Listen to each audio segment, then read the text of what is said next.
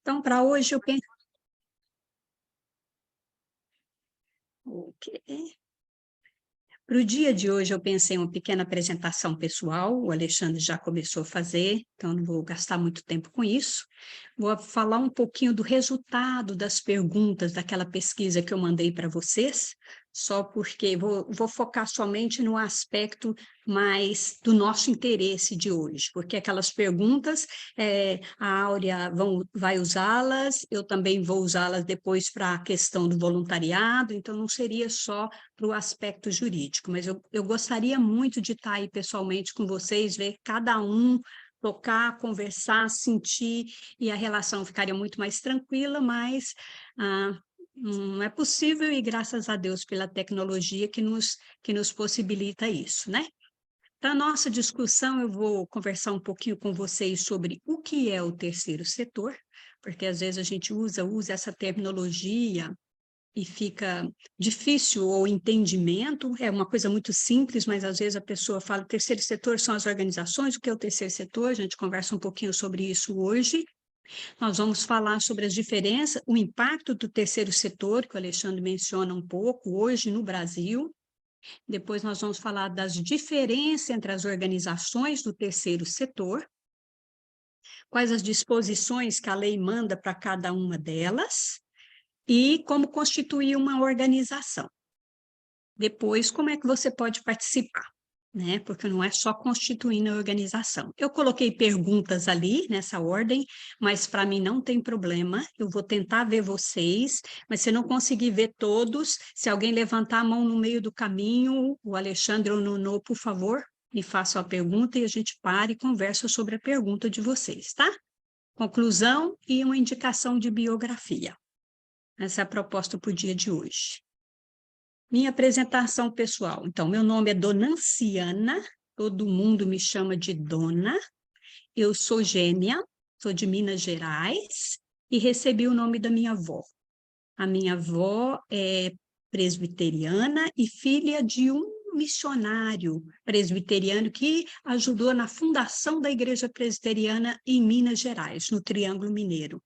Então, a nossa relação com a Igreja Presbiteriana é extremamente profunda. Já vem lá do meu bisavô, com cultos em casa, culto doméstico, privilégio imenso. Minha vovó Dona já não existe mais aqui na Terra, mas os ensinos dela falam muito comigo o tempo todo. Então, tenho o maior orgulho de ter o nome dela e carregar a história dela e todo esse legado, né? Aqui eu deixo com vocês meu Facebook, Instagram, LinkedIn, WhatsApp, o meu e-mail. O meu e-mail eu pus errado aqui. O número não é 58, é 68, que é o ano que eu nasci, né? 68. Então, opa, deixa eu voltar aqui um pouquinho. Podem procurar. No Facebook, Instagram, essas coisas eu tenho mais como mídia, não publico quase nada lá, mais para acompanhar as coisas, mas podem fazer contato pelo WhatsApp, pode fazer também pelo meu e-mail. No dia de hoje, eu escolhi um texto, eu escutei o Rafael falando de um texto bíblico, porque vocês são cristãos, eu também sou, e eu achei interessante, porque esse texto, ele tem ecoado em mim de muitas formas ao longo da minha vida. E hoje, pensando em vocês, pensando no trabalho do CARES, quando eu assisti a primeira aula do Alexandre, o impacto, o crescimento, o que vem à minha mente é essa parábola. Acho que todos vocês conhecem, né? É a parábola do semeador, onde Jesus conversa com eles sobre Mateus 13, né? De 1 a 9, que Jesus conversa com o povo que ele ensinava em parábolas, explicando que o semeador saiu a semear e que parte da semente caiu em diferentes solos. E aí ele fala, caiu à beira do caminho, caiu num lugar que tinha uma terrinha fofinha em cima da pedra e a semente cresceu depressa, ela caiu entre os espinhos e ela caiu em boa terra. Então, quando eu olho vocês e esse desejo de conhecer e o desejo de servir, é mais ou menos isso. Vai sair para semear. Com certeza, muitos projetos que vocês pensam hoje, idealizam, talvez não aconteçam. Outros vão acontecer surpreendentemente, que vocês vão dizer, "Uxe, perdi a noção. Eu estou aqui, sou testemunha do crescimento do CARES desde 2004, quando a gente começou a discussão, né? Eu e Alexandre nos conhecemos porque eu fui falar numa conferência para pastores em junho de 2004 e falar sobre o terceiro setor no Brasil. E tinha um pastor lá que era pastor do Alexandre. E ele disse, tem um dentista na minha igreja que está pronto para ir, dona. Ah, querendo usar o espaço da igreja, está querendo fazer, e a gente precisa de uma certa orientação. E nós nos reunimos por muitas vezes. Foram 56 reuniões, né, Alexandre? Nós fizemos de uma forma lenta, discutindo devagar, pensando o que quer fazer, e fomos montando juntos. Não esperamos montar tudo para acontecer. Né? Então, acho que tem até alguém no grupo que diz, nossa, mas vamos ter que aguardar quanto tempo para a gente começar a fazer? E isso vai depender de cada um de vocês, mas é um processo. Mas olhando a história do CARES, eu vejo isso, caiu em boa terra e frutificou, e tem frutificado. Tenho certeza que esse nosso encontro aqui também tem todos os tipos de solo, né? Vamos ter aquele que que vai ouvir, não deu conta, não fez, vai ter aquele que vai ouvir, vai multiplicar, vai ter aquele que vai começar entusiasmado e acabar, e vai ter aquele que vai dar 100 por um. E é isso, né? Estamos aqui para servir. Não queria deixar essa palavra para nós, né? Para os nossos corações. Com certeza a semente também cairá em boa terra, né? E vai multiplicar 100 por um, né? E quero também destacar que eu sei que vocês são todos cristãos, que essa é uma aplicação para além do ensino primário da parábola, porque o ensino primário da parábola é sobre a palavra de Deus, né? Do reino, né? O anúncio da palavra. Mas eu consigo entendê-la e aplicá-la também para o nosso meio, para a nossa realidade, tá bom? Vamos lá. Nossa pesquisa. Eu percebi que tem um grupo, parte do grupo que já participa de organizações. Você pertence a alguma organização social? Então, aí foram 14 respostas, porque eu imagino que foram mais do que uma pessoa, foi mais do que uma pessoa da mesma organização que respondeu. Sim, uns 57% e não 49%. Depois a gente vai para o mais específico. A sua organização possui CNPJ?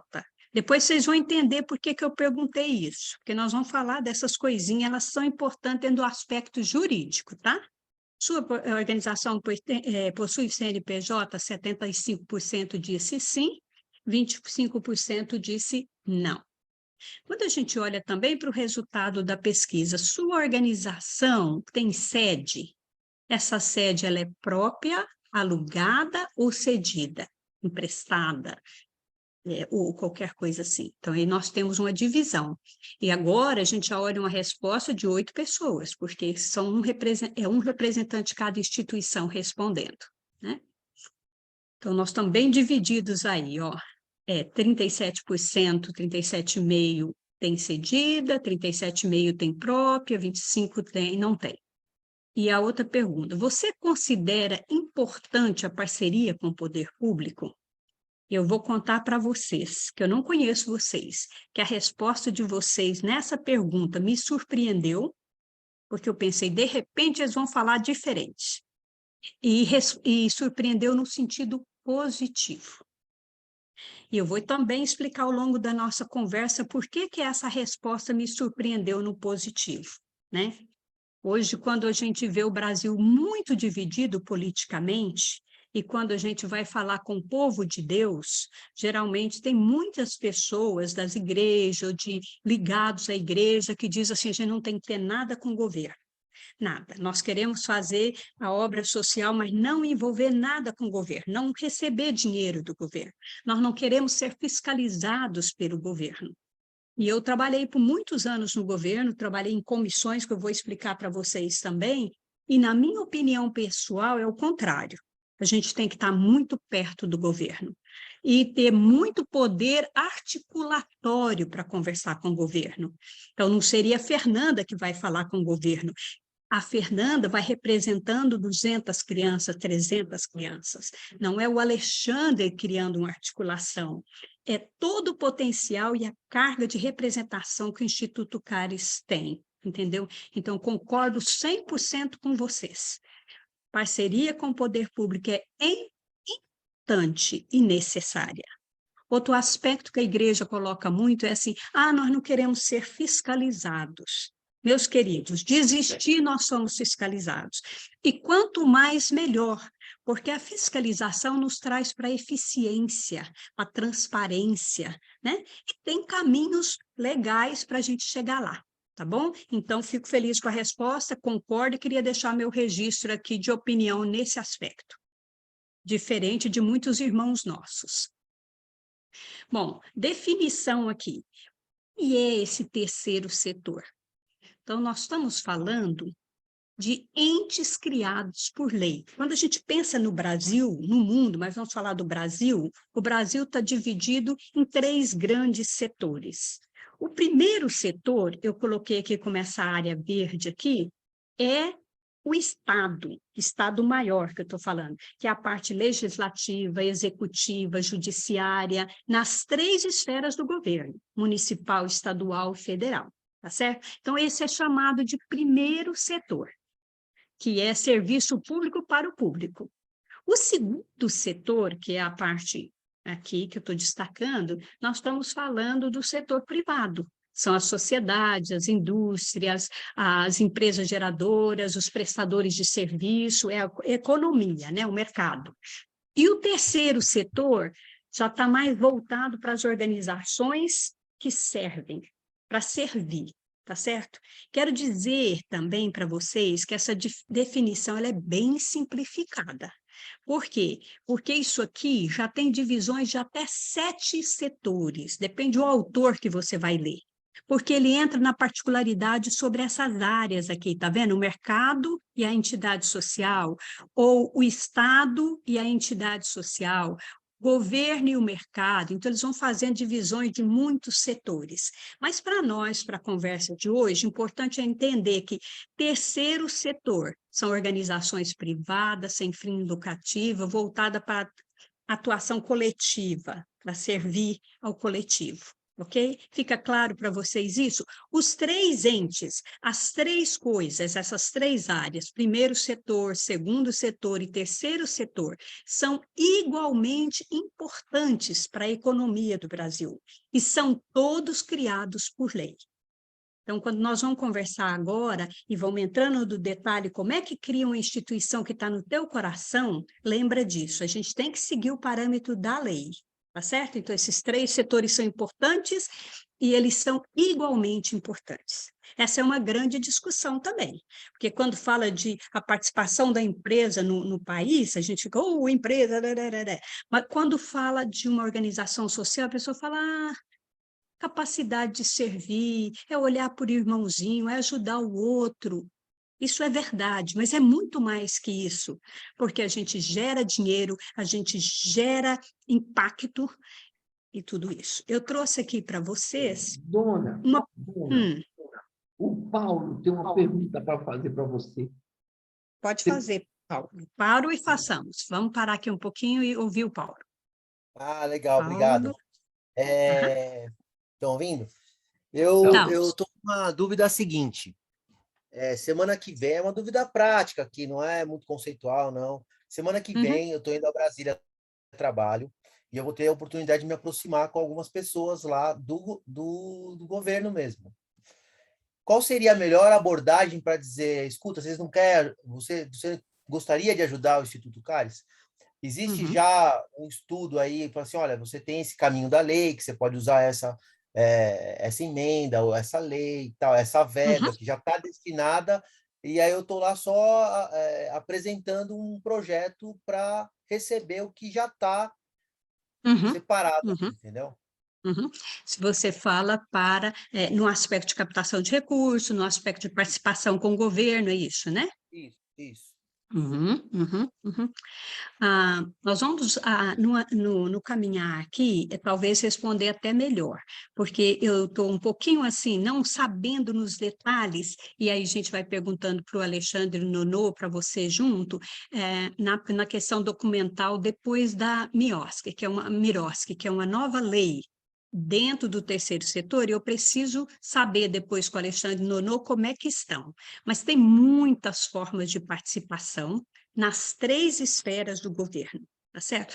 Dependendo do que o CARES quer fazer, ele vai ter de remeter à questão municipal, dependendo da estadual, dependendo da federal.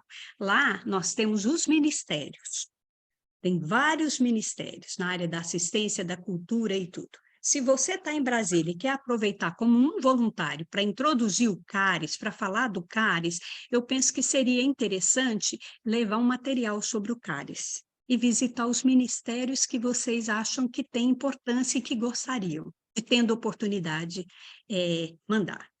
O parlamentar, ele tem a emenda parlamentar. Tem até alguém aqui no grupo que a organização dela já recebeu emenda parlamentar. Quem é que recebeu já a emenda parlamentar? Que está aqui conosco. Só para a gente compartilhar com o Paulo rapidinho. A Cristiane Souza. Cristiana. Cristiane Souza. Cristiane Souza, você conta para nós como é que foi a sua participação e o recebimento da deputada, da emenda da deputada? Você poderia compartilhar um pouquinho? Boa noite. Aham.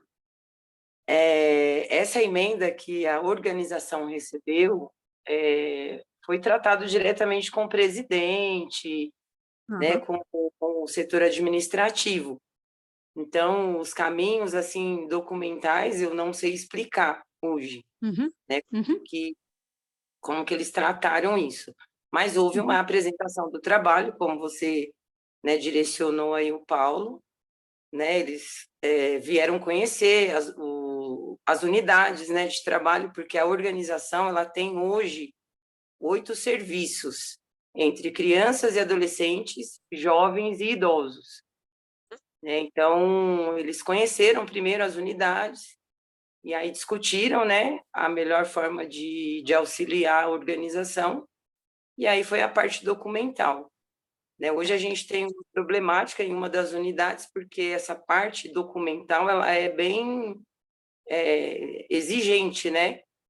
E aí não se deu o total auxílio que uma das unidades precisava. E aí essa parte a gente, né, até por estar numa outra unidade, eu não sei como que aconteceu direitinho, mas todos os funcionários tiveram acesso à informação né, com a Juliana Cardoso, na época, então, é essa parte que eu teria para falar. Uma pergunta, Paulo, você é cristão? Não. Sim. Uma coisa também, apresentação do CARES, entrar em contato com os ministérios e apresentar. Uma outra coisa, essa questão da emenda parlamentar tem uma grande discussão, mas é uma estratégia olhar os parlamentares que são cristãos ou que são comprometidos com a agenda do CARES. Digamos que vocês querem compartilhar o consultório, o atendimento odontológico ou a oficina de artesanato, depende do que vocês querem receber ajuda para. O parlamentar, ele tem essa verba que ele destina, ele pode indicar uma organização para receber. Tem todo um procedimento burocrático, vai avaliar toda a documentação da instituição, e a instituição pode receber isso. Assim como a Cristina pontuou, Cristiane, existe uma série de documentos para entregar, prestar conta, porque você sabe, todo parlamentar, ele é muito, especialmente hoje, ele é muito... como é que fala? Vigiado pelos opositores. Então, é importante que esteja muito transparente, muito certo, aplique corretamente, mas pode ser uma estratégia. Não sei se respondemos sua pergunta, a apresentação aos ministérios que vocês têm interesse, e também a apresentação, de repente, em alguns gabinetes para para pessoas que são cristãs ou que têm uma agenda similar, que tem um projeto, que você falou, aquele ali defende meio ambiente, esse projeto aqui é meio ambiente, então casa com a plataforma política daquele parlamentar. Eu acho que assim, talvez seria um caminho. Tá certo? Perfeito, obrigado. Satisfeito? Tá tranquilo? Podemos voltar? Sim, a gente só tem que saber ter esse material, né? Hoje talvez a gente tenha um site, né? Uhum, Que talvez possa ser uma forma de apresentar o Instituto, mas também já está preparado com as informações que o parlamentar ou a pessoa que está acostumada a destinar dinheiro para o terceiro setor está acostumada a receber já. Então a gente também tem que estar uhum, preparado para abordagem, né? Não chegar só sem saber, né? Não, sem estar brifado, sem entender o jogo ali, né? uhum. Uma outra coisa, tem um tempo de namoro, é normal. O parlamentar vai ver se a base dele está ali, vai ver também se a proposta política combina a plataforma dele com o projeto, vai conversar no que precisa, tem etapas que vocês vão construindo. Mas, de repente, a sua visita e apresentação seria a primeira porta, bateu na porta, sabe? E aí, e aí, É, o contato é mais com pessoas que têm influência federal lá no DF, então eu uhum, teria que indicações para chegar aqui para uma esfera talvez municipal ou no estado de São Paulo, que eu acho uhum, que há, uhum, e uhum, também lá na Paraíba, né? Que no caso aí quer fazer essa expansão aí, né? Então tá tá ok, certo. obrigado. Vamos voltar aqui, né? Onde que eu parei? Será que eu estou no lugar... tô. Estamos certinho? Vocês estão vendo a tela? Ok. Eu não sei o que que eu estou aprontando aqui. Ok. Eu quis também trazer aqui para vocês uma coisa falando da importância do terceiro setor. Isso é uma questão que seria interessante para discutir também, quando vai falar de alguma ação social, vocês entenderem o impacto dessas organizações no Brasil hoje. Então, essa pesquisa é de 2003, agora de março. Eu posso mandar o link para vocês assistir o resultado, a apresentação do resultado dessa pesquisa. Mas olha aí, o terceiro setor no PIB, o impacto no PIB brasileiro, 423 bilhões em 2022. Então, a gente está falando de uma entidade, estou falando de todos nós juntos, ok? As organizações sociais no Brasil em 2023. Isso aí estima-se um valor de 423 bilhões do produto bruto brasileiro. Então, tem muito dinheiro, tem uma força imensa.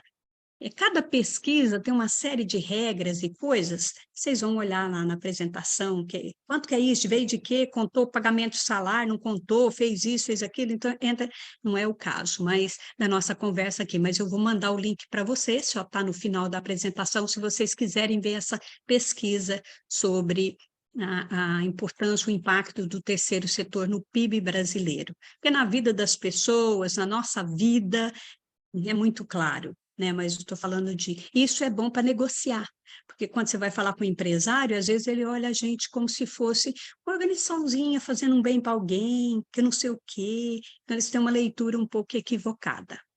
Uma outra coisa, aqui também da pesquisa do IPEA, eu coloquei quantas associações e fundações nós temos no Brasil hoje, né?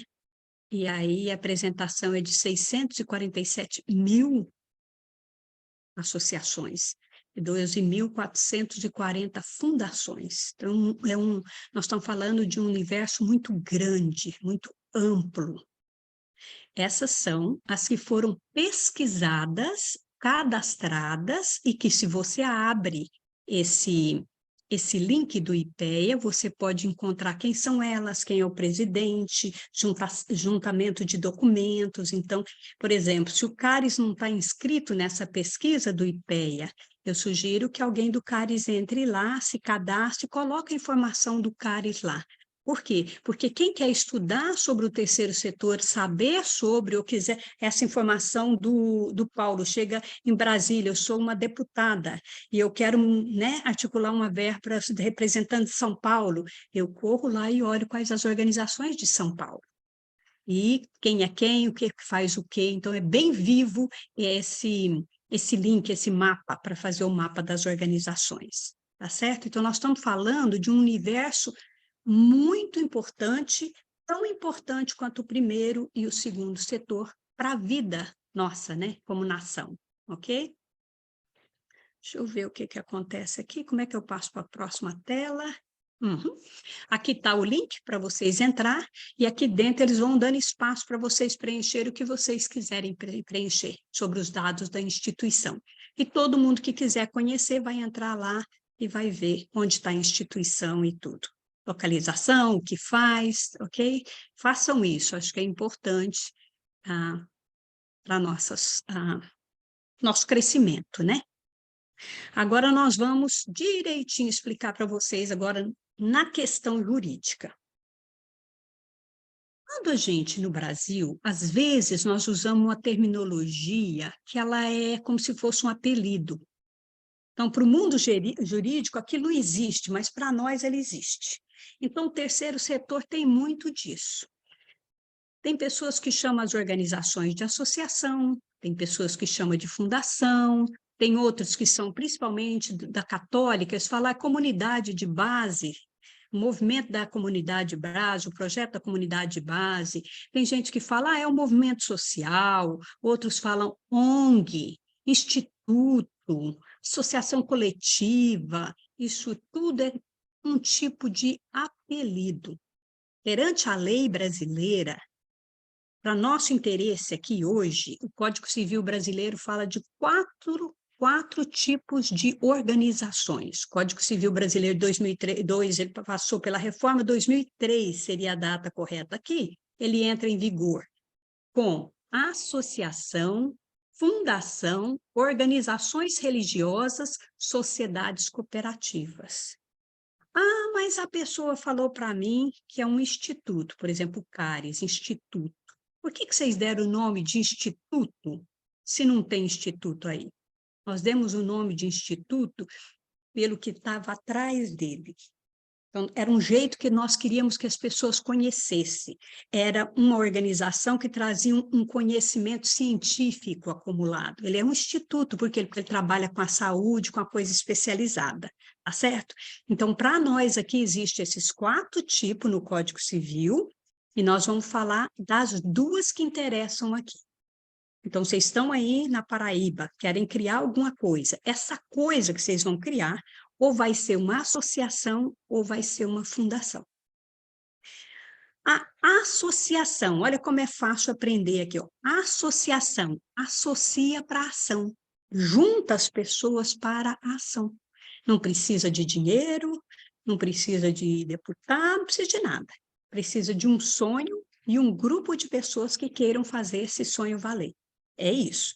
Associa para a ação. Fundação, fundo, ação. Fundo, dinheiro, patrimônio, tem que ter patrimônio. Quando a gente fala de fundação, nós estamos falando do patrimônio. Eu vou chegar a explicar para vocês, e vai ficar fácil vocês entender na concepção jurídica, ok? Então, alguém fala assim, por exemplo, ali no apelido, eu sou uma ONG, organização não governamental. Por que disso? Porque a ONU trouxe essas palavras, mas, no fundo, é uma organização que se opõe ao governo na época, era militante, defendiam coisas, vocês entendem isso? Mas na lei mesmo, na essência da lei, nós temos essas 4 aqui. A associação, fundação, organização religiosa e cooperativa. Essas são as organizações que compõem o terceiro setor. O terceiro setor está ali, elas estão dentro desse bolo. Aí você fala para mim assim, a associação, ela integra o terceiro setor? Integra, mas ela é uma associação que tem interesse público para a vida dos outros, para a grande comunidade? Não. Você pode criar uma associação para defesa dos moradores de um prédio, tá certo? Mas ela está lá dentro daquela bolinha que eu desenhei para vocês de CT, terceiro setor, mas ela não está no campo que é só para servir a sociedade no sentido maior. Tá certo? Mas, para mim, eu acho que se a gente chegar a esse entendimento aqui, associação, associa para ação. Fundação é um fundo, tem que ter ou um dinheiro, ou um patrimônio, ou tem que ter, é o fundo que vale esse dinheiro. E aqui nós temos uma lei nova, que é essa lei de 2014, e ela vem sendo regulamentada 2015, 2016, 2017, 2019. Então, essa lei chama-se marco regulatório, ela é muito importante para esses dois tipos de organizações aqui que a gente pode pertencer. Estou falando juridicamente, tá certo? Marco regulatório. Essa lei, ela sofreu 70 emendas. Aí eu volto a falar para vocês, olha como é importante a gente trabalhar lá na ponta, no atendimento. O que significa isso? Significa que no âmbito federal foi proposto uma lei para explicar o que seriam essas organizações de terceiro setor, como elas funcionariam, e esse povo, vocês que estão lá na ponta, começaram a dizer, ei, não explicou tal coisa. Ei, mas existe tal coisa. Isso são as emendas, correções do projeto de lei. Essa lei deve ter uns 70, 80, 78, 80 artigos, ela sofreu 70 correção. Só para vocês verem como ela foi participativa. Isso é importante. E nós só podemos fazer essa participação e essa fala, assim, essa fala bem endossada, estamos fugindo de palavras em português, mas essa fala contundente, ter valor a nossa fala, se nós estivermos na prática. Lá na prática, no dia a dia. É essa fala que faz lá o nível federal parar e nos ouvir. Como cidadão comum, ninguém nos escuta. Nós não teríamos nem direito a participar desses processos, tá certo? Então, vamos lá. Queria contar uma coisinha para vocês aqui, que é dentro do nosso raciocínio, olha aqui. Então, o Código Civil Brasileiro, que é de 2003, ok? Não é 2002, não, 2002 já corrigiu. A última correção dele foi em 2003. Fala que existe 4 tipos de organizações, e ele as define assim, associação, fundação, organização religiosas e sociedade cooperativa. Aí vem o marco regulatório que explica isso. Quero fazer essa ideia aqui com vocês, que é uma outra coisa. Quando nasce um bebê, o que você faz com ele? Estou falando pessoa física. Quando nasce um bebê, você nasceu na maternidade, você vai lá no cartório, registra esse bebê. E ele passa a existir como filho da nação, não é isso? Ele tem nome, ele tem direitos, ele tem deveres na medida certa, no tempo certo. Quando a gente fala do mundo jurídico, se você vai fazer uma associação ou uma fundação, não importa, ela precisa nascer, ela precisa ser uma pessoa jurídica, ela tem personalidade jurídica. Para ter personalidade jurídica, tem que ter o registro no cartório de pessoas jurídicas, e lá nascem as responsabilidades, os direitos e as obrigações. Digamos que o pastor Léo junte um grupo e resolva criar uma instituição aí na Paraíba. Essa junção de pessoas decide uma minuta de um estatuto do que vai acontecer, um nome, uma ideia, um sonho. Eles têm que juntar tudo isso, inscreve lá, registra no cartório de pessoas físicas. A partir desse momento, vocês, como pessoas que integram essa instituição, legalmente não existem. Vocês saem da pauta e entra na pauta a instituição. Então, hoje nós estamos dizendo, quando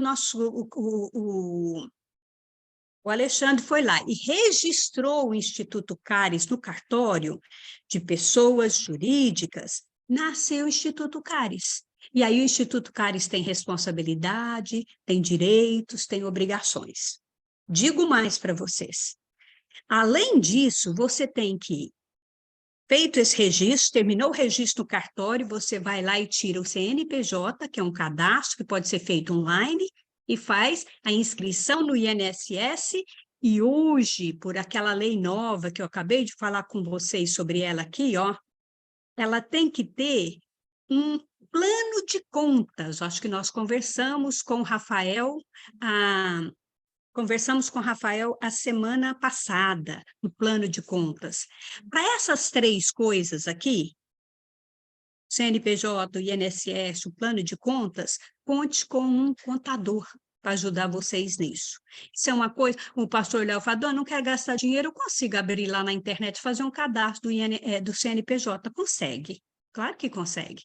Eu consigo ir no INSS da minha região levar o documento da instituição, consegue. Mas vocês precisam ir juntando pessoas profissionais que assumam com vocês. Senão, esse aspecto administrativo da instituição suga vocês, de tal ponto que aí vocês não conseguem fazer o que querem na prática. Eu volto a falar uma outra coisa que é importante. Cada um é chamado para servir de uma forma. Eu me lembro que em 2004, quando eu conheci o Alexandre, Deus colocou no meu escritório muitas pessoas com sonhos, muitos, de chorar. Sabe, a pessoa vinha chorando, assim, que ela queria fazer tal coisa. E aí, meu papel como advogada era dizer: isso você não pode, isso você não pode. Lembro agora de um rapaz que ele era cristão, presbiteriano, trabalhava e ele era coreano. E é músico famoso, talvez até vocês o conheçam no Brasil, Juliano. Juliano era o nome dele, Juliano Sou. E ele veio, assim, cheio de emoção, porque ele trabalhava no centro, a igreja dele era no centro de São Paulo, ele começou a trabalhar com menino e menina de rua. E ele organizou para que cada família da igreja pegasse uma criança daquela, para ajudar, né?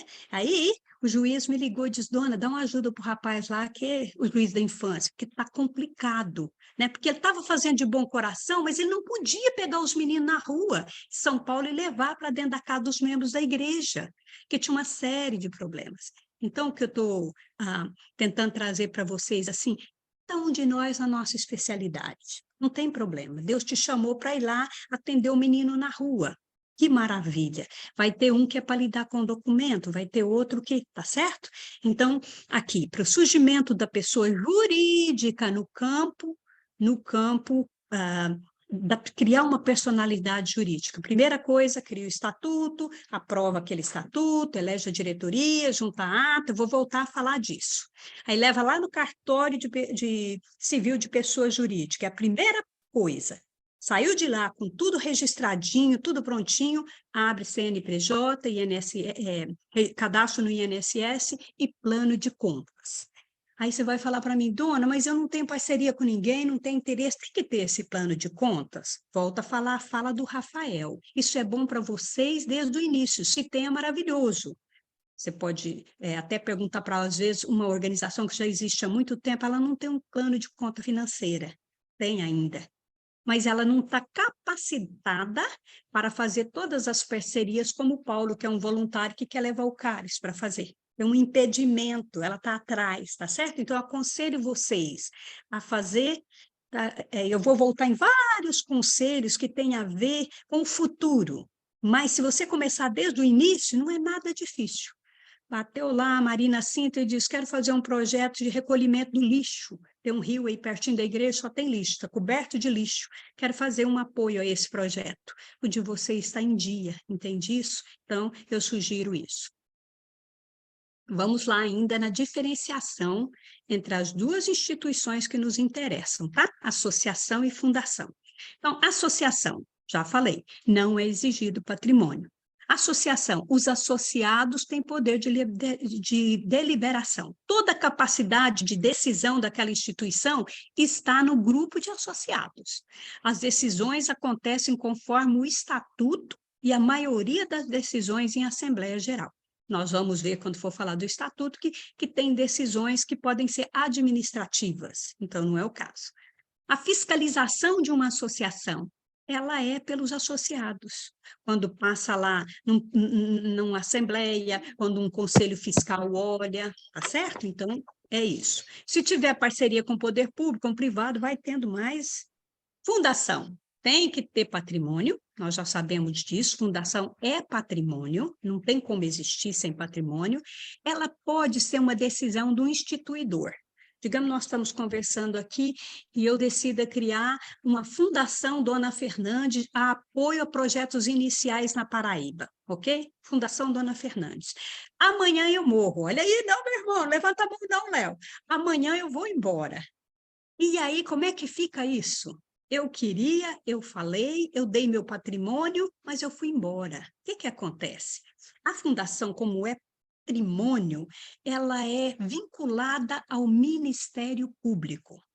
Eu olhei aí, Paraíba tem Ministério Público, que se chama Curadoria das Fundações, é uma coisa nova para vocês que são aí da Paraíba, fica em João Pessoa, vocês podem ir até lá para conhecer, conversar com o promotor, falar, senhor promotor, nossa ideia, o pastor Léo aí super engajado, estamos criando, nós não somos ainda fundação, mas vamos ser um dia, cria vínculos. Então, Curadoria das Fundações é onde tem um promotor, e esse promotor é responsável para olhar o patrimônio da fundação e ver algumas coisas. Ele vai ver assim, a dona instituiu, vamos dizer, R$ 200.000 para esse patrimônio inicial da fundação, mas ela quer resolver o problema todinho de João Pessoa. Será que esse dinheiro dá?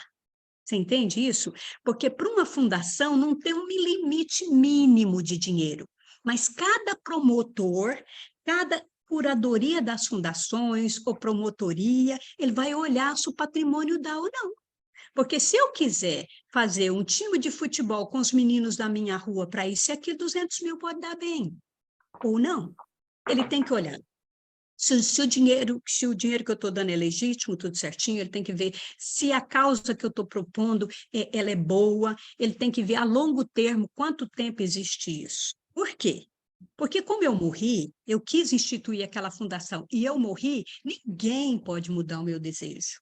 Então, se o meu desejo era limpar os riachos de João Pessoa, os rios, os lagos, esse desejo não pode ser mudado. Presta atenção, uma associação, a gente cria uma associação para trabalhar com artesanato. E aí vocês descobrem várias coisas e vocês resolvem mudar o foco da instituição para trabalhar com informática no futuro. É só reunir os associados e deliberar sobre isso. Na fundação, não, porque a fundação é um instituidor sozinho ou vários, mas como envolve patrimônio, tem que ter como é que chama isso, gente? Tem que ter Chancela. A escritura daquele patrimônio, tem que ter a aprovação do Ministério Público. Então, são coisas além das que vocês são livres para escolher. Outra coisa, o Código Civil coloca certinho quais as organizações que podem ser fundação no Brasil, não é tudo que você quiser, mas também é um link bem grande. Eu trouxe aqui, para uma associação. Dona, só tem uma pergunta aqui, O Gibson está perguntando assim, depois desses passos, o estatuto deve ser publicado em algum órgão de imprensa ou diário oficial? Obrigatoriamente, não. Eu vou falar com vocês daqui a pouquinho o caminho certinho para criar uma associação, o caminho certinho para criar uma fundação. Por enquanto, eu só estou diferenciando elas. Mas, daqui a pouquinho eu apresento para vocês o caminho só da associação e só da fundação, tá certo? Então, mas inicialmente, Gibson, em órgãos públicos de publicação, como Diário Oficial, essas coisas, não é necessário. Então, tá certo? Mas eu vou falar mais detalhe depois, ver se atendeu sua pergunta. Se não atendeu, aí a gente conversa e eu tento entender melhor. Tudo bem? Coloca um post-it para mim. Ok. Então, a associação. O Código Civil não diz quantas pessoas tem que ter. Aí o pastor Léo pode me dizer, dona, eu tenho 20. Perfeito. Dona, eu tenho só 2. Perfeito não, a lei diz que pode, mas não é perfeito. Eu vou explicar por quê. Mas a lei não proíbe. É junção de pessoas para ação. Juntou 2, atendeu a lei maior, que é o Código Civil. Mas vocês vão ter tantas necessidades à frente, que eu digo assim, eu vou voltar a falar disso, mas eu digo que vocês precisariam ter, no mínimo, de 7 a 9 pessoas, para vocês terem uma possibilidade de, tá certo? De 7 a 9 pessoas para criar uma associação, no mínimo. Como é que funciona? Junta essas pessoas, cria um rascunho de um estatuto. Nós já ouvimos alguém falar nas aulas anteriores, mas estatuto é um documento de gestão. Lembra lá que o Rafael falou de gestão? Então, não copia estatuto, não. Se vocês abrirem a internet, vocês vão ver um estatuto pronto, vocês vão ver vários. Mas é ideal que vocês entendam o que aquele estatuto está dizendo, que seja um documento de vocês de gestão. Então, vocês vão entender assim, pois Instituto Caris, por quê? Porque caris significa graça. Vocês sabiam disso? Caris significa graça.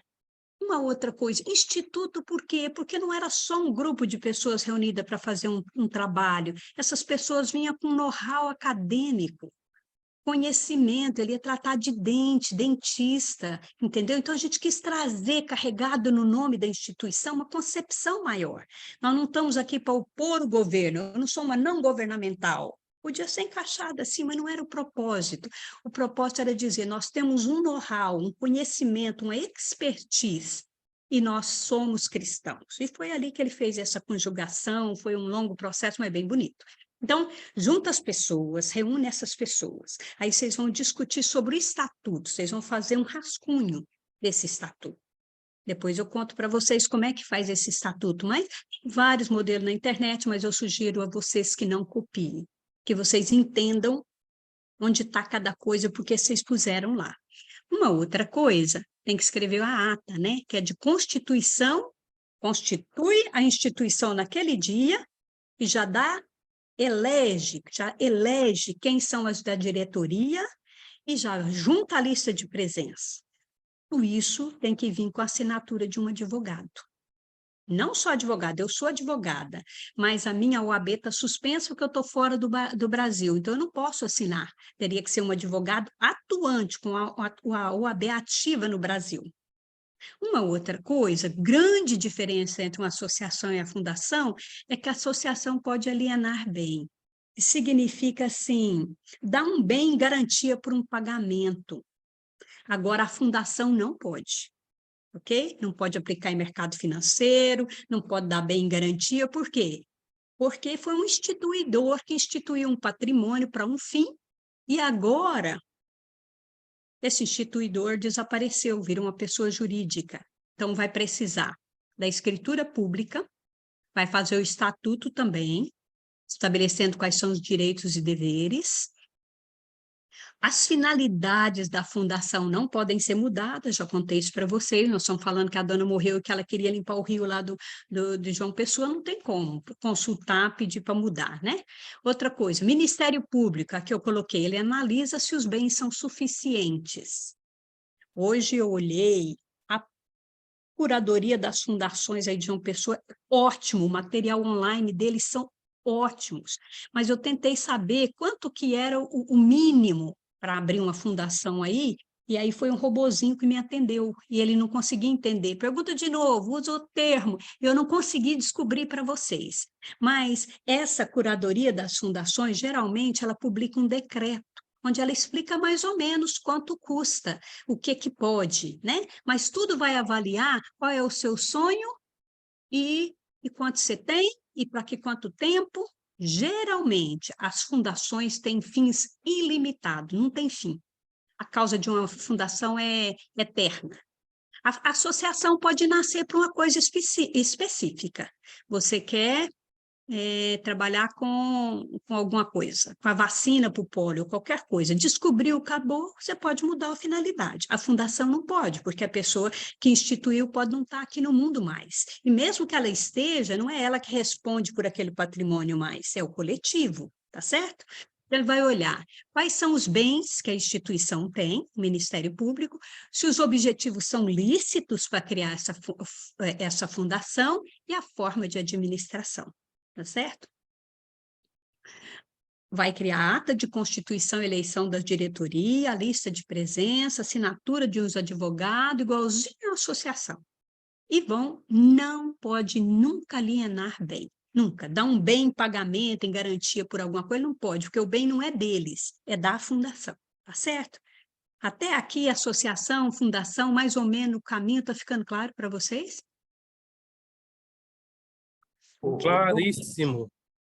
Ô, dona, em alguma situação, A fundação pode trocar seu afim? Pode o quê? Trocar seu afim do... Desculpa, eu não consegui ouvir o final da frase. Se a fundação pode o quê? Trocar suas finalidades em alguma situação? Deixa eu te dizer. Muito, muito.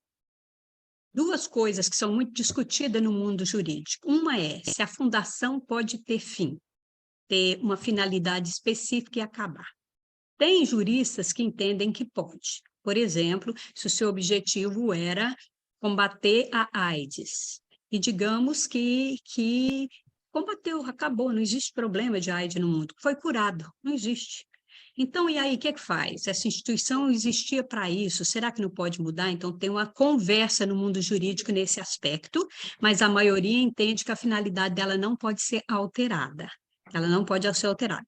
Ela pode ser relida à luz da necessidade daquele momento, mas o patrimônio instituidor, dona, mesmo que eu esteja viva, quando eu destino o meu patrimônio e esse patrimônio ganha identidade jurídica, é muito difícil.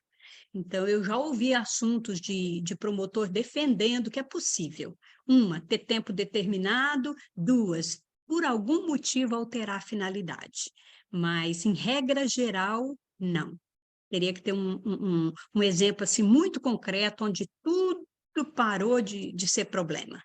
Né? Porque a gente pode readaptar a leitura daquele desejo do instituidor a outras coisas do momento, né? Não Hoje sei uma se eu te dúvida. respondi. Hoje o Instituto Caris é uma fundação ou é uma Não, associação? ele é uma associação. Ele é uma Não. associação. Quero Ok. falar uma outra coisa.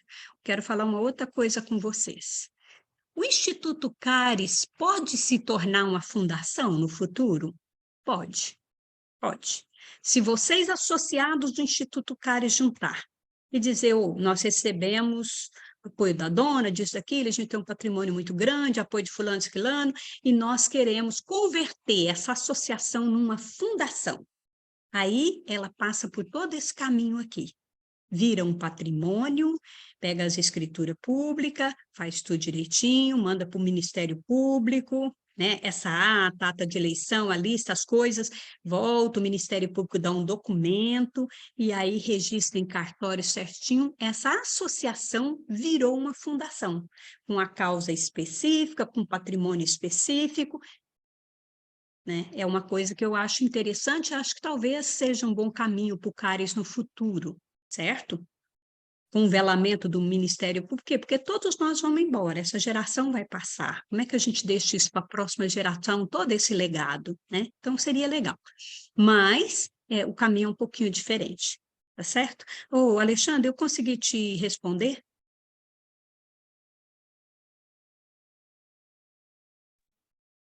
Sim, é que causou dúvida, Pode falar. porque eu não sei se você soube, né, que a Fundação Médicis tentaram mudar o afim, né? Uhum. E aí está bem sombria a situação. Inclusive, o promotor de fundações do Estado de São Paulo foi afastado, né, por causa disso.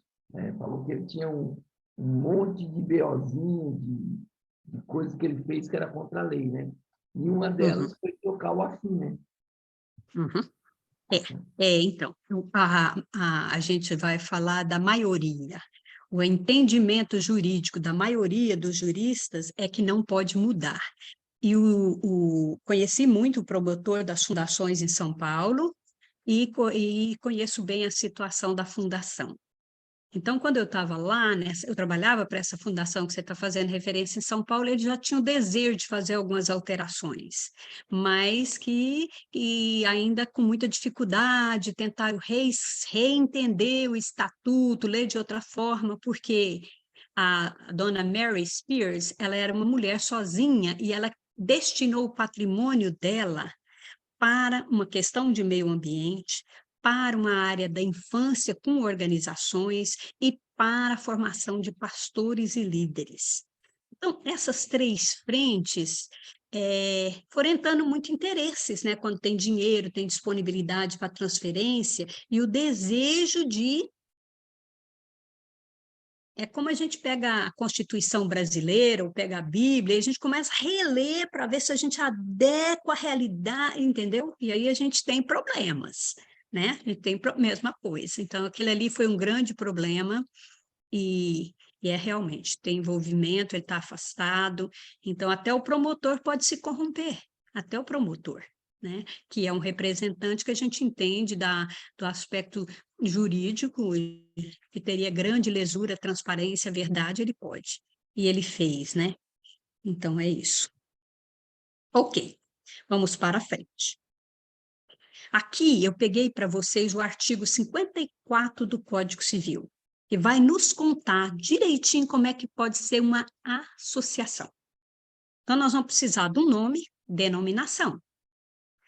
Fins, o que ela vai fazer?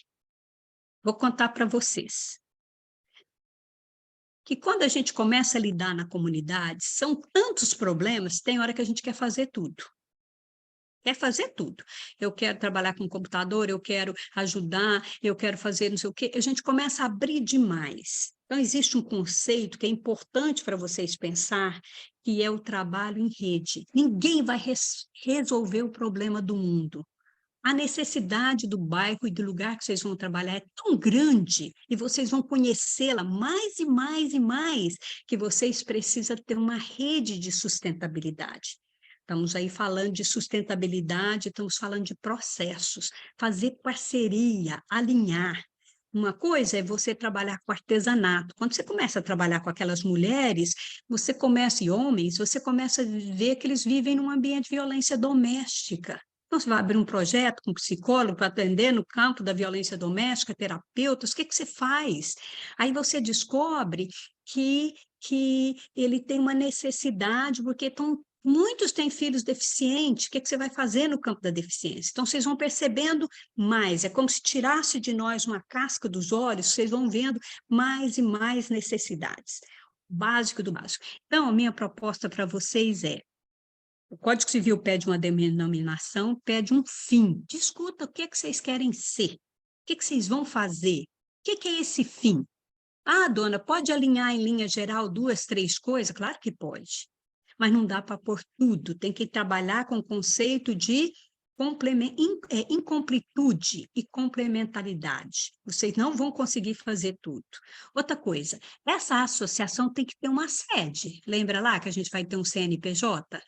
Essa sede, ela precisa ter um documento que mostre que você está lá.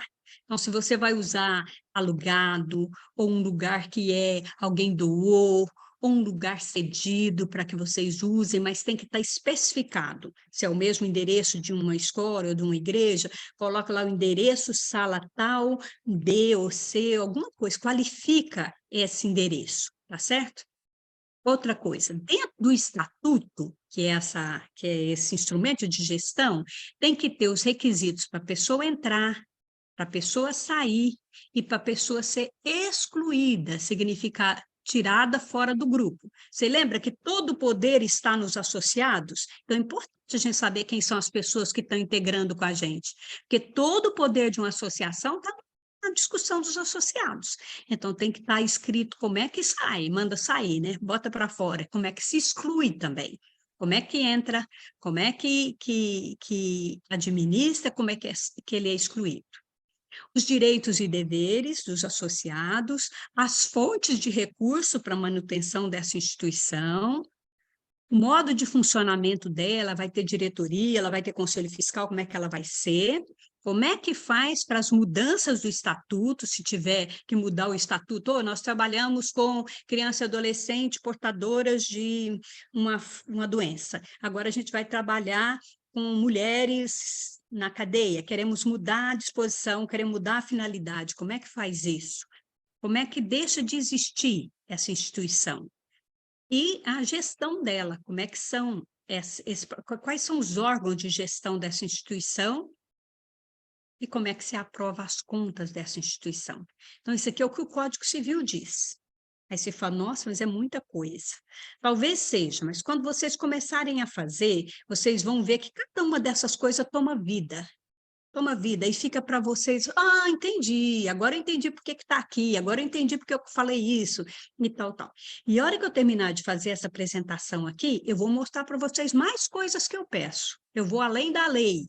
Por quê? Não é além da lei, eu vou no mais específico da lei, porque mais para frente vocês vão estar abertos para emenda parlamentar, vocês vão estar abertos para parcerias com o governo, vocês vão estar abertos para recursos internacionais, e quanto mais vocês tiverem de transparência, de controle, melhor é, mais qualificado vocês vão estar, tá certo? Então, guardem aí para vocês o que o Código Civil manda, isso aqui.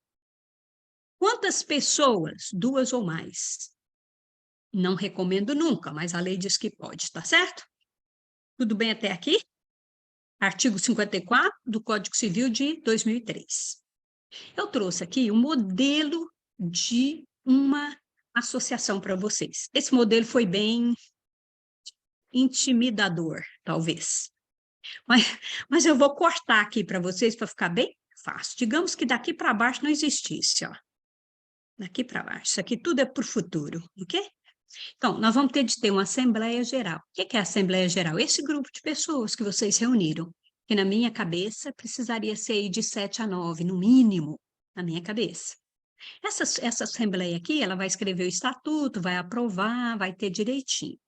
Me lembro que no CARES, né, Alexandre, nós tivemos uma discussão muito longa de quem seria essa Assembleia, porque quando nós fomos criar o CARES, nós estávamos fazendo ele casado com a igreja onde o Alexandre era presbítero.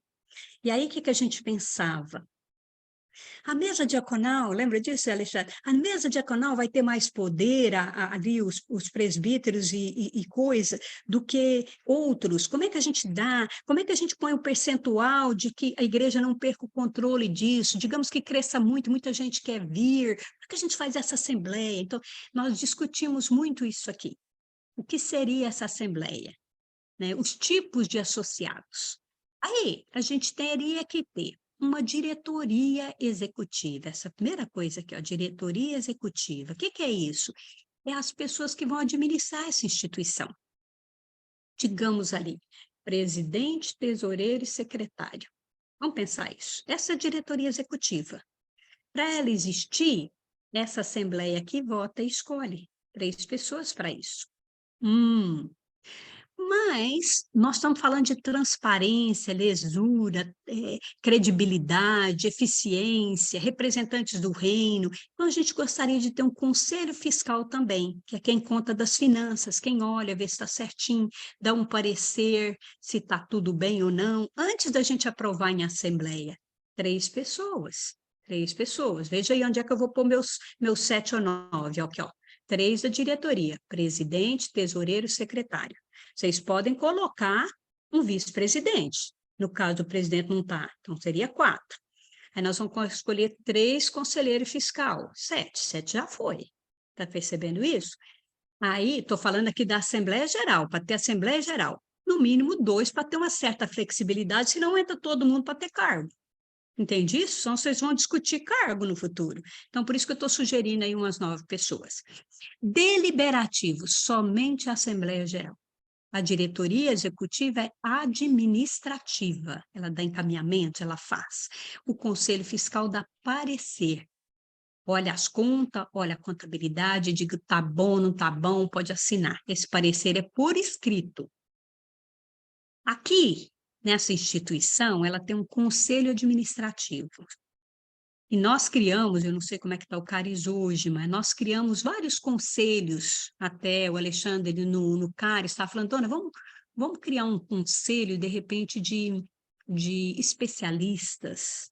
O que significa? Por exemplo, eu vou abrir um projeto na área da infância e eu convido pessoas que são especializadas na área da infância para compor esse conselho. Toda vez que a gente for abrir aquele projeto da área da infância, a gente consulta aquele grupo que entende sobre aquilo. É uma boa ideia. Ou você tem um grupo que é um grupo de captação de recursos. A Áurea vai falar sobre isso. É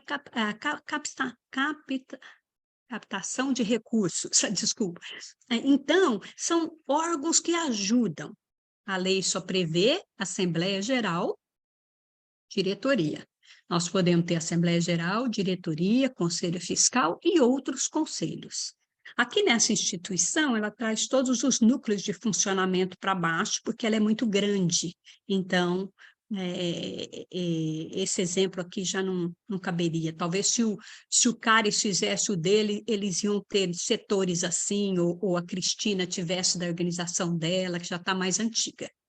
Até aqui, tudo bem com vocês? Dona, Detalhe. Na última revisão do Estatuto, nós criamos, a gente trocou o nome de diretoria executiva para Conselho Deliberativo. E criamos também um Conselho Consultivo. E aí agora pode falar. Foi um pedido do pessoal do Selo do Ar, se lembra que a gente discutiu bastante isso, né? Porque para normatizações internacionais, para apoio. E é uma coisa interessante, Alexandre, que a longo prazo, se você vai se converter numa fundação ou não, essa nomenclatura ela é mais usada dentro do quadro de fundações. Quando a gente fala assim, quer dizer, o papel é o mesmo, a diretoria executiva ou administrativa, né? Executiva, e o que é outra? O que você mudou para? Consultivo. Deliberativo, é um conselho deliberativo. Sim, então... O que o Marcelo do Selo do Ar falou, que a gente deveria usar os padrões internacionais, já que a gente estava adquirindo selos. Aí, por exemplo, quando você manda para uma multinacional, por exemplo, como a gente mandou para a Cargill, eles entendem melhor, entendeu? Certo. Passou, desculpa, minha fala em português e também passou para que nome? Como é que passou a chamar a diretoria executiva para vocês? Conselho Deliberativo. Agora tem um detalhe, né? Porque é nomenclatura, mas quando a gente fala deliberativo, a diretoria executiva não delibera, ela executa. Né? Mas eu sei que é uma terminologia das fundações. Mas quando Aí o que pode eles falar. pediram para criar um diretor executivo nomeado pelo Conselho Deliberativo. Essa é a estrutura de uma fundação. Eu não acho que é bobagem brigar por pequenas nomenclaturas, não é verdade? Se adequada mais a uma linguagem que é comum, é o que a gente está falando. Nós estamos falando de um setor que tem muitos apelidos. Mas quando eu vejo a função de uma Assembleia Geral é deliberar, de uma diretoria é executar o que foi liberado, e de um conselho fiscal é dar um parecer sobre o que foi feito. E todos esses conselhos que vocês vierem a criar, eles são pareceristas, dá parecer, eles não deliberam e eles não executam, eles dão parecer, certo? Mas entendi a ideia. Eu acho que no exemplo que eu trouxe de fundação aqui, a nomenclatura é parecida com isso, Alexandre. Que é parecido com a nomenclatura que você está sugerindo, que é a que ele te sugeriu, né? Tá certo. Vamos para a próxima. Fundação. O que é que o Código Civil fala sobre fundações? Está aqui. Designação, sede, duração da instituição. Veja aqui. Duração da instituição. Porque no Estatuto de Fundação, às vezes a gente fala que ela é por tempo indeterminado. Ou, se for uma causa específica, tempo determinado, acabou a causa, sim. Mas ela é ad eterno, tá? A que fim se destina, se o fim é lícito, não lucrativo, isso tudo tem que ter, porque o Ministério Público vai assinar. Isso é uma cláusula que tem que ter no corpo do Estatuto de uma fundação. Tá certo? Aqui, cláusula pétrea. Pois não. Desculpa te interromper, é porque o Gibson fez uma pergunta do slide anterior, porque pode falar. Ele está perguntando para você qual o papel do Conselho Administrativo. Esse aqui é um exemplo de Gibson. Eu nem sugiro para vocês que usem essa nomenclatura, tanto é que o Alexandre está até falando que tem outras empresas sugerindo nomes diferentes. Então, vamos voltar lá. O Código Civil fala que a gente tem que ter uma Assembleia Geral, que são todos os associados, cada um deles na sua categoria, direitos e deveres deles, certo? E esse colegiado vai eleger uma diretoria executiva, que também não tem número certo quem é, mas a gente visualiza aí pelos modelos tradicionais um presidente, um secretário e um tesoureiro, e de repente um vice-presidente.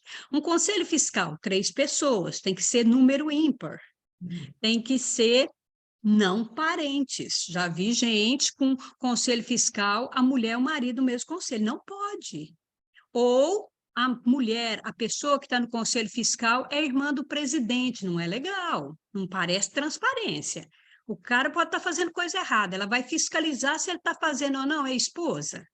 A gente tem que olhar assim com bom senso, porque quem é de fora olha e fala, mas o que é isso aqui? Quer dizer, né? Então, não parente, não casados, esse tipo de coisa. Desculpa, eu estou entrando no outro fim, Gibson. Esse conselho administrativo, nessa organização, ele não é uma figura obrigatória, tá? Nessa organização, ele chama conselho administrativo porque ele ajuda no processo de administração, de todos esses processos aqui, porque ela é grande. Mas não precisa.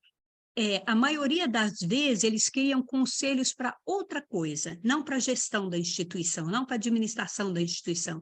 Eles criam conselho de captação de recursos, conselhos ou comissão, tem outras nomenclaturas, mas esse aqui parece que é voltado mais para o processo, que é o que o Rafael falou. Sabe aquele processo, olhar a parte, processo, os andamentos dentro da instituição? Lida com o que é administração da instituição. Me parece isso aqui nesse exemplo. Quais são os conselhos que o Instituto tem? Ou chama conselho ou chama o quê, Alexandre? A gente tem hoje o conselho consultivo, o conselho fiscal, que é um e o só os conselho dois? deliberativo. Tem 3 conselhos, que é o fiscal, o consultivo, que é para consulta para novos projetos e coisas, e o conselho deliberativo? Que faz o papel da diretoria executiva, né? Certo, certo. Você vê que a terminologia conselho deliberativo parece que decide, né, o nome, mas tudo bem. Você entende isso? Então, isso aqui podia ser outro nome, Gibson, dependendo do que a pessoa quer fazer. E pode ser vários. Conselho administrativo, conselho de contas, conselho de captação de recurso, conselho de especialista, conselhos de comissão de direitos, conselho de emendas parlamentares, não sei. Vocês podem ter vários, dependendo do que vocês querem fazer na vida, tá bom? Mas administrativo, para mim, tem mais a ver com a administração da instituição. Ok. Obrigado. Aqui nós estamos com a... Pode falar. Não, só agradeci. Tá certo, tá certo. Ok. Aqui da fundação, a gente está vendo aqui que ela também tem que ter uma designação, ela tem que ter uma sede, o tempo, se é determinado ou indeterminado, e se destina, tudo isso aqui tem que ter, porque o Ministério Público vai olhar. Quanto que é o bem? A dotação especial de bem suficiente para que se destine à fundação, certo? É uma outra coisa, designação da pessoa que vai elaborar o estatuto, porque veja bem, a fundação, ela não começa, não é com patrimônio? A pessoa decidiu, o instituidor decidiu destinar, ou um grupo de pessoas decidiu destinar. Então, ela vai escrever isso aí, o advogado escreve o nome, a sede, o que ela quer, tudo direitinho. Aí, quando pronto, vai destinar uma pessoa, ou um conselho, um colegiado, para escrever o estatuto, para administrar. No caso dessa fundação que o Alexandre estava falando, é a primeira igreja de São Paulo, primeira igreja independente de São Paulo, presbiteriana independente de São Paulo, que era essa pessoa jurídica que ia dar corpo a essa instituição. Lembra quando eu falei para vocês que fundação tem uma gama específica, não pode fazer fundação para tudo que você imaginar no mundo. Para muita coisa, olha aqui para vocês verem. Assistência social, para trabalhar na assistência, na cultura, na defesa, patrimônio histórico, educação, saúde, segurança alimentar e nutricional, defesa e preservação do meio ambiente, pesquisa, promoção da ética, cidadania, democracia e de direitos. e atividades de cunho religioso. Isso aqui nós estamos falando de uma fundação no sentido geral, ok? Não pode ter fora dessa área aqui. Se for nessa área aqui, tudo bem. Se for fora, não pode, ok? Isso é o Código Civil que diz. Aqui eu trouxe um exemplo de uma diretoria de fundação, que, ó, os conselheiros, conselho curador, às vezes usa essa terminologia. Dona, pode usar uma terminologia um pouquinho diferente? Pode, mas ela é conhecida assim, conselho de curador. Aí nós temos a diretoria executiva, que é o presidente, o diretor financeiro e o diretor operacional. Isso aqui é um exemplo. Pode ter outros nomes? Pode ter uma diretoria maior, menor? Pode. Conselho fiscal, e aí eles chamam de superintendências, ou as superintendências, as assessorias e consultorias, e aqui eles vão daqui para baixo. Isso tudo aqui, principalmente daqui para baixo, ó, depende de como a instituição vai crescendo, tá? Como é que ela vai crescendo e que forma que ela vai tomando, tá certo? Mas é mais ou menos isso. A pessoa institui, junta a escritura pública, leva ao cartório, junta tudo, e aí tem quem faz, o advogado. Só uma pergunta. Esses apêndices tem que estar em estatuto ou tem coisa que não precisa estar? Depende. Por exemplo, todos os conselhos têm que estar em estatuto? Eu recomendo que estaria. Eu recomendo estar. Por quê? Porque é uma coisa que você vai eleger pessoas para ocupar aquilo que você vai convidar, e uma outra coisa, todos esses alegados aqui, agregados, é para trazer mais transparência e eficiência para a sua instituição, é para trazer aquilo que o pastor do Mackenzie falava semana passada, que era sobre isso aqui, práticas de gestão. Lembra disso, que nós conversávamos sobre isso? Que é prestação de conta, que é transparência, isso aqui. Quanto mais você tem desses conselhos aqui, mais você mostra para o seu possível financiador, para a pessoa, que você é uma pessoa, que você é uma organização séria, que você conta com a intervenção de gente de fora, que o que é decidido é no coletivo mesmo. E você, Alexandre, e todos nós que já conhecemos mais de instituição, é muito difícil, gente. É muito difícil administrar uma instituição nesse sentido. Sabe por quê? Porque as pessoas entram, não vêm na reunião. Aí a gente é tentado a pensar assim, não vê, mas será que eu mando um draft da ata e ele assina para nós? Ele não votou. E lá está dito que para algumas matérias tem que ter um número de voto para ser qualificado, você entende? A gente fica um pouco dividido, porque na prática são muitas áreas de cuidado. Vocês estão lá no dia a dia dando comida para a criança que saiu da escola, esse é o grande desejo, mas tem que fazer ata, tem que fazer lista de presença, tem que assinar em cartório, levar em cartório, aí de repente qualquer mudança tem que alterar tudo, mas eu aconselho, se vocês vão criar esses colegiados, que eles sejam previstos estatutariamente, vendo o estatuto como uma ferramenta de gestão, não um documento jurídico só, uma ferramenta de gestão, né? E você lembra, né, Alexandre, com aquela discussão enorme nossa, como é que entraria os membros da igreja, como é que entraria o conselho e tudo, chegou um tempo que a gente decidiu que não, né, Alexandre? Mudou, não era assim. Eu noto que o seguinte, né? Viver um momento, né, que a gente viveu e, de repente, agora a gente passou por um outro momento, tanto é que a gente fez, o ano passado, uma reforma ampla do Estatuto, né, dona? Para adequar aos órgãos públicos, para adequar a nova gestão, né? E o que é legal é você estar sempre evoluindo, né? E se adequando às normas internacionais e às normas nacionais, né? Para não perder benefícios. E outra coisa, eu acho que entender melhor a vocação. Porque tem gente, o que vocês querem? Qual a vocação? O instituto vai tomando, é igual a criança nasceu, ela não vota.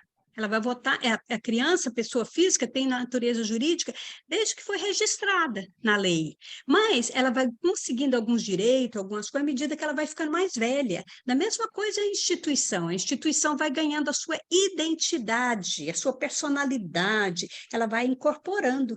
Tem gente que vai amar encher de conselhos e contar para todo mundo que tem. E tá aquilo ali, eles fazem daquilo uma coisa chique. Tem gente que prefere ir minguando e fazer uma coisa. Então, isso vocês vão descobrir na prática. E como o estatuto é uma ferramenta de gestão, ele pode ser mudado à medida que vocês vão. Se atendeu todos os requisitos legais, vocês vão fazendo a transformação dele naquilo que vocês querem, certo? Mas não lembra, mas lembra de uma coisa, com parcerias com o poder público tem algumas mais exigências, mais profundas, e eu trago aqui para vocês. Oi. Referente à questão das finalidades das fundações, foi dito com muita clareza que depois de fundada, a fundação não pode mudar a sua finalidade. Não pode. E há um limite, vou dar um exemplo claro. Às vezes, o conselho curador ali, né, que embora seja os recursos, os fundos de uma pessoa, é ela que delimita quais serão as finalidades. Não é isso? Correto? Correto. Mas isso, o ideal é fazer dentro de um conselho, igual você acabou de explicar, né? Todas as decisões dentro de um conselho, na multidão dos conselheiros a bom êxito. Pode colocar várias outras finalidades com o intuito de que lá na frente a fundação possa agir dentro dessa área em outras finalidades, ou isso seria algo... For... Diga, a pergunta é essa. Se for dentro desse escopo aqui, ó, que o Código Civil determina o escopo da fundação, sim, ok? For dentro desse escopo aqui, você pode elencar. O problema aqui, dentro desse escopo não teria limite. Sabe qual que é o limite? O patrimônio. Veja bem, quando você for criar uma fundação, eu estou falando, aí ele vai olhar aqui, ó, o Ministério Público olha se o bem dá para fazer o que você está querendo. Imagina, você pôr tudo isso aqui dentro de um estatuto de uma fundação, quanto de patrimônio você vai precisar para fazer executar? Você entende? O patrimônio teria que ser bilhões, né? Porque nem o governo resolve tudo isso. Então, a gente, geralmente, quando cria uma fundação, ela determina um fim mais específico. Porque se deixar muito aberto, mesmo que seja só o campo que está dentro do Código Civil, é grande demais. Entende? Tá bom? Então, pode, mas eu não aconselho também. Acho melhor destinar um fim mais específico. Dona, tem uma outra perguntinha aqui. A lei permite assembleias online. Se sim, como ficam as assinaturas da ata? Manda um office boy, alguém passar e assinar. Levar para assinar, né? Não tem problema. Não tem obrigatoriedade que esteja presente na sessão. Tem que estar presente na sessão online, mas não corporal, pessoa física. Mas aí manda um office boy ou alguém levar, ou alguém vai de casa em casa para a pessoa assinar. Certo? Certificado digital, nesse contexto, se aplica, dona? Fazer o quê? Certificado digital com assinatura digital, nesse contexto de reuniões online, também se aplica? Sabe que eu não trabalhei depois que passou tanto, mas eu entendo que sim. Eu entendo que sim. Mas eu teria que olhar para falar isso de verdade, tá? Vou deixar essa pergunta aqui. Dona, o seu acertou? O cartório não está aceitando ainda. Não, né? Não. O cartório não está aceitando. A gente teve que a última ata passar de mão em mão. Certo. Então, nós já temos a resposta, eu não vou precisar pesquisar, pastor Léo, porque eu não sabia essa resposta, porque quando eu atuava lá, eu não trabalhava ainda online do jeito que nós estamos trabalhando hoje. Ok? Quando nós estamos falando aqui, boas práticas de gestão, aí vocês lembram lá que o reverendo Joio falou bastante sobre isso? Então, pensando nessa ideia de transparência, de prestação de contas, de lesura, eu trago aqui algumas sugestões que eu já venho falando com vocês. A lei fala mais de 2 pessoas para criar uma associação, eu sugiro no mínimo 7. A lei fala uma outra coisa, elencar valores e princípios. O dia que for discutir os estatutos na prática, vocês vão entender isso aqui. Mas, assim, quais valores que a gente tem? Por exemplo, trabalhar em rede. Entender que a gente não dá conta de atender tudo. Nós precisamos ter humildade para entender isso. Senão a gente aproxima do pobre e acha que a gente pode fazer tudo. A gente não pode cobrir tudo. Ele sempre vai precisar de outros tipos de saberes que a gente traz para junto, né? Parcerias. Incluir conselhos diferentes, aqui eu pus captação de recursos, especialistas, beneficiários, sei, vários tipos que vocês quiserem criar. Se vocês acharem que combina com vocês, com o sonho de vocês, vocês têm pessoas, coloque isso. Importante, verificar antecedente criminal das pessoas. Por que que é isso? Porque às vezes a pessoa veio para a igreja, converteu, passou e tal, e aí ela vai trabalhar com você vai ter uma parceria com o poder público, e quando vê alguém da sua diretoria, do seu conselho, tem algum comprometimento nessa área. É extremamente constrangedor e doloroso para aquele irmão você conversar sobre aquilo. Então, você precisa saber disso, para que vocês não tenham que enfrentar. Mais fácil falar antes do que falar depois, né? Outra coisa, auditoria externa, é obrigatória? Não, mas se vocês tiverem condições, nem que seja voluntária, mas ter auditores externos para olhar as contas da instituição, e tudo isso dá uma validade enorme para recursos internacionais e com empresas. Princípios da administração pública. Então, eu estava conversando com vocês o receio que tanta gente tem de se vincular à administração pública, de fazer parcerias com o governo, porque é muita fiscalização. Amém para fiscalização. Não estou aqui defendendo burocratização, não, mas amém, que nós sejamos mais transparentes e o possível para que o povo saiba o que a gente está fazendo. E a administração pública não pode trabalhar interesse pessoal, a administração pública não pode beneficiar só aqueles que eles querem, que são amiguinhos. Tem várias regras da administração pública, e nós tentamos o máximo cobrir isso no Estatuto do CARES, e são boas e são bem-vindas. Elas não são obrigatórias para nós, mas elas são bem-vindas. Quando o patrimônio, quando a instituição passa por uma dissolução, eu estou falando de associação aqui, o patrimônio para onde vai? O Código Civil não diz que tem que ser, para quem tem que ser, mas para nós a gente sugere que vai para uma instituição dentro do território nacional e talvez, por exemplo, tem dinheiro do governo municipal, que vá para um órgão dentro do governo municipal. Veja bem, você recebeu a verba da Paraíba, pegou o dinheiro, construiu uma linda escola e quando você vai deixar de existir, você vai destinar essa escola para São Paulo? É justo e é transparente? Nós estamos seguindo a lógica da administração pública? É claro que não. Então, não tem que ter um interesse pessoal que esse colegiado destina assim. Nós vamos mandar lá para a matriz da igreja, lá em São Paulo, ou lá não sei aonde. Não tem como, né? Outra coisa, tem, né? Mas não está certo. Normas da contabilidade, eu já expliquei para vocês, tem que ter um plano de contabilidade, isso é obrigatório por essa lei nova aqui de 2014, que ela ainda está em implementação até agora. E as responsabilidades, essas são coisas que eu sugiro para vocês quando vocês forem construir estatuto, o que pôr nisso. Paremos aqui e eu vou fazer uma consulta ao meu plenário. Nós estamos aqui no meu relógio 7h42, para vocês aí é? Que horas são aí? 9h42. 21h42. Certo. Quando a gente pensa na nossa tarefa do dia de hoje, que é o terceiro setor, quais as organizações estão ali dentro, como é que você organiza uma coisa ou outra, uma fundação, uma associação, nós cobrimos até aqui. Daqui para frente, eu entrei nessa lei aqui, 13.019, porque ela traz muitas novidades, que é para fazer parceria com o governo. Como é que você criar uma associação ou fundação, nós já sabemos. O que vocês precisam fazer, nós já sabemos. Daqui para frente, é como é que você se qualifica para ser considerada uma OSC, Organização da Sociedade Civil, que esse é o nome dessas organizações do terceiro setor, e o que documentos você tem que ter. Foi aí que, daqui para frente, eu fui nesse detalhismo. Se vocês quiserem parar aqui, a gente cobriu a matéria de hoje.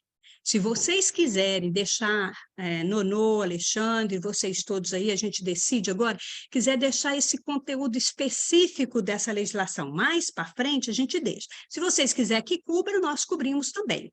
Porque essa legislação, ela vai assim, além do Código Civil. O que ela pede de vocês? E não é todo mundo aqui que tem instituição ainda. O que vocês acham?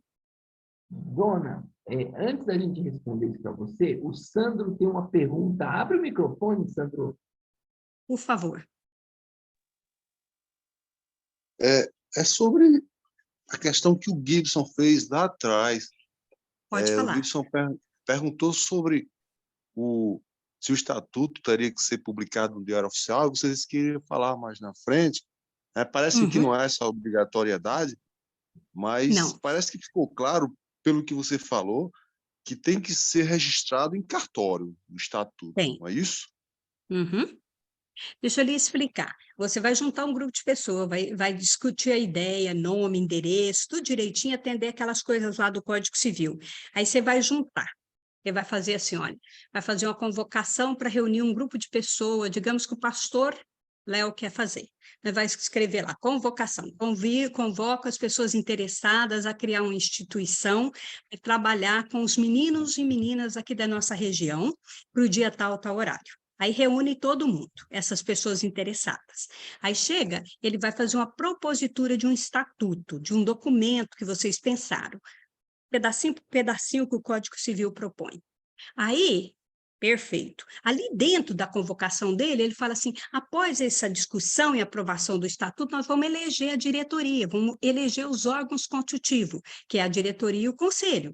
Terminou ali, já entra para a segunda sessão, que já está pronto o estatuto, agora vai eleger a diretoria e o conselho. Pegou esses documentos junto, lista de presença, o estatuto, a ata de eleição, de constituição do Instituto, a eleição dos órgãos, aí leva no cartório de pessoas jurídicas. Levou lá esses documentos. Aí o cartório analisa, vai aprovar tudo direitinho, carimba tudo. Aí você vai pegar a cópia desses documentos carimbados, nasceu aí a associação. Aí essa associação precisa ter CNPJ, precisa estar inscrito no Conselho Nacional de INSS, e também na Receita. Então, você vai fazer os outros andamentos, mas aí é que nasce. Então, como é que eu vou te falar? A publicidade dessa instituição não acontece publicar no Diário Oficial ou fazer assim, é registrar no cartório de pessoas jurídicas da sua região. Tudo bem? Meus Obrigado. queridos. Vocês querem parar hoje? Pode falar. A minha opinião é que a gente pare por aqui e continue numa próxima aula, mas essa é a minha opinião. Tá certo. Eu também estou achando, porque senão a gente vai exaurindo em detalhes, que eu estou achando, mas eu estou à disposição por vocês para 3 horas. Mas às vezes a gente vai exaurindo em detalhes, vocês trabalharam o dia inteiro, estão cansados, é noite, a gente fica falando, e de repente não é a hora. É como responder para um menino qualquer coisa que ele pergunta, você quer ir no detalhe, não é a hora. Ele queria só aquele primeiro, depois você entra no detalhismo, não sei, me parece isso. Se vocês quiserem, a gente pula para o final, encerra, eu indico a biografia, e se vocês quiserem continuar, a gente vai. O que você acha, Dona, Alexandre? Vocês? eu posso sugerir o seguinte, a gente vai fazer uma oficina de estatuto. E aí, como a gente, na oficina, a gente já está planejando de 3 a 4 horas, e só vai entrar quem está a fim de elaborar seu estatuto, a gente poderia pegar dessas 3, 4 horas que a gente vai ficar junto, uma meia hora para contar isso. O que você acha? Tá certo. Eu tô à disposição de vocês. Léo? Vamos ficar melhor. Léo, Não só com essa condição a gente abre mão de continuar. Tá certo. Nonô? Deixa eu... Perfeito, eu acho que está ótima. Está ótima. Siga o relator. Então, peraí que eu só vou fechar então conosco aqui, tá bom? Deixa eu só... Onde é que eu parei aqui?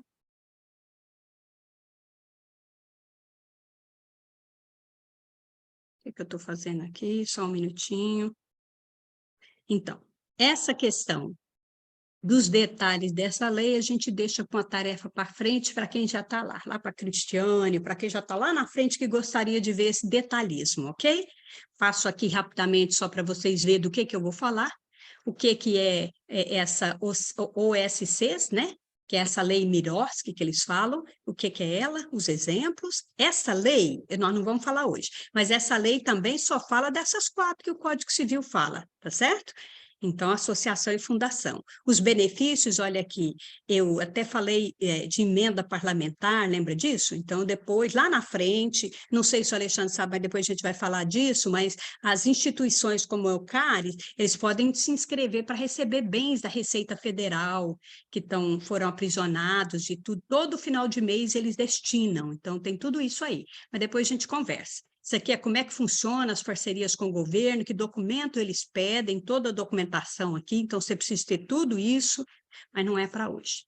Para hoje nós ficamos com isso. Meus queridos, Deus tem colocado no coração de vocês o desejo de conhecer um pouco melhor sobre essas instituições, o desejo de servir de alguma forma, de servir, e Ele vai fazer multiplicar. Não é tudo que vocês querem que vai acontecer, mas ele vai fazer multiplicar, como foi na nossa fala sobre a parábola do semeador, tá certo?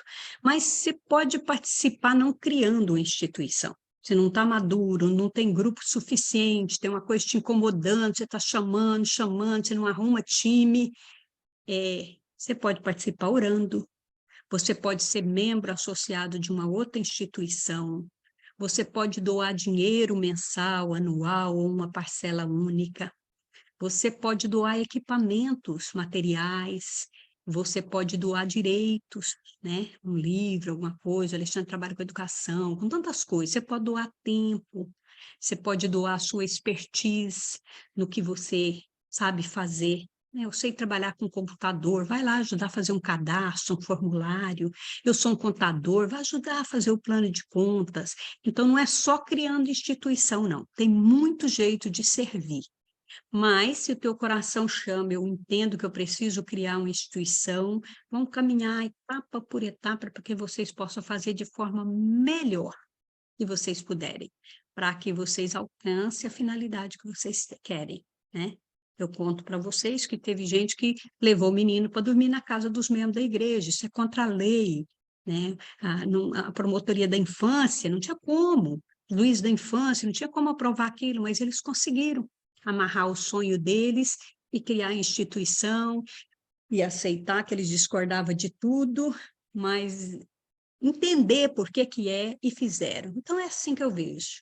Sinta o chamado, ore, vê no que você pode servir. Não precisa esperar para amanhã, não. Qualquer coisa dessa aqui você pode fazer hoje. Ó. Tem muita coisa aqui que você já pode fazer agora, tá certo? E assim você vai estar participando diretamente do terceiro setor.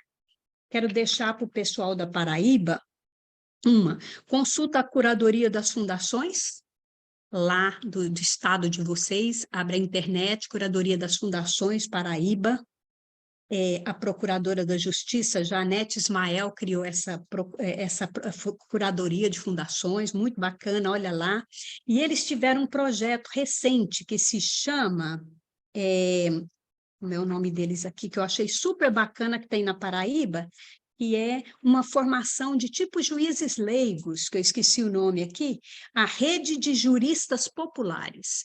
Eles abriram um cadastro, escreveu pessoas que estão comprometidas com a questão da defesa da criança, com a defesa do meio ambiente, das coisas, formou pessoas, e aí criou juristas populares. E hoje eles têm uma rede que controla os juristas, que foram formados pelo Ministério Público daquela região, da região de vocês, que é bem bacana. Porque se você se integrar a uma rede maior como essa, você pode ir a Brasília discutir leis, você pode discutir projetos, você pode atuar diretamente, tá certo? Então, participem, e é isso, envolvam-se. Estou muito grata de estar aqui com vocês, pela oportunidade de servir, pelo privilégio de estar contribuindo com o reino de Deus. É um privilégio imenso para nós, não é verdade? Vocês estão todos servindo aí. E que Deus abençoe a nossa semeadura, né? Que ela possa dar frutos assim como o Caris tem dado 100 por 1.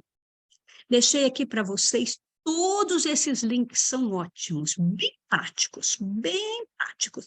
Dentro desses links, tem links que levam a cursos sobre tudo que vocês quiserem imaginar. Né, curso sobre o terceiro setor, que é a escola aberta do terceiro setor, você entra, você tem que entrar nesse link, que a escola tem outras coisas, mas quando você entra do terceiro setor, tem tudo, não é só jurídico, captação de recurso, normas e tudo, aqui do Planalto, vocês podem olhar todos esses links aqui, que são coisas, ó, do IPEA, lembra lá? Colocar as informações de vocês, controle do terceiro setor, essa aqui, ó, que tem um observatório do terceiro setor, eles ficam de olho no que está acontecendo e se está bom ou ruim. Usem isso. Olha lá, faz, treina, participa, vai ser bem legal para vocês. Deixei vários livros aqui. Esses livros são livros sobre o terceiro setor e a maioria deles escritos por promotores ou para quem está na gestão.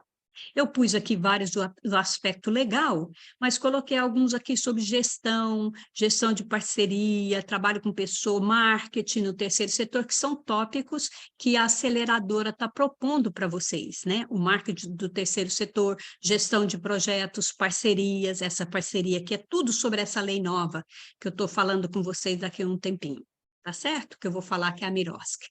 Então, que Deus os abençoe, obrigada pelo privilégio.